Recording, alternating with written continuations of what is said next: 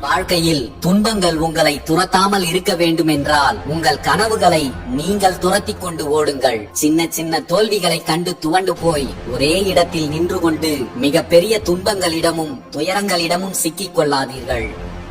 ஒரு சில வாய்ப்புகள் வாழ்க்கையில் ஒரு முறை மட்டும்தான் வரும். அதை தவறவிட்டால் பிறகு வாழ்க்கை முழுக்க வருத்தப்பட வேண்டியதாகிவிடும். அடுத்த முறை பார்த்துக் கொள்ளலாம் என்று நினைத்துக் கொண்டு எதற்காகவும் கிடைக்கின்ற வாய்ப்புகளை தெரிந்தே நழுவ விடாதீர்கள்.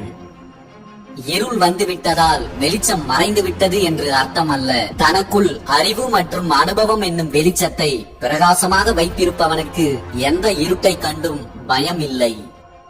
யார் ஜெயித்தார்கள் என்பது முக்கியமல்ல, எது நடந்தாலும் யார் பயம் கொள்ளாமல் இருக்கிறார்கள் என்பதே முக்கியம்.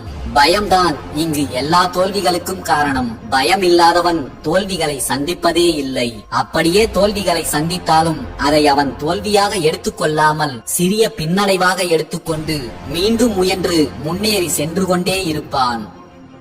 நம்மை எதிர்த்து நிற்பதற்கு யாருமே இல்லை என்று நினைத்துக் கொண்டு அனைவரையும் எதிர்ப்பது என்பது மிக கீழ்த்தரமான அயோக்கியத்தனம். நம்மால் எதிர்க்கவே முடியாது என்று அடங்கியே போவது மிகப்பெரிய கோழைத்தனம்.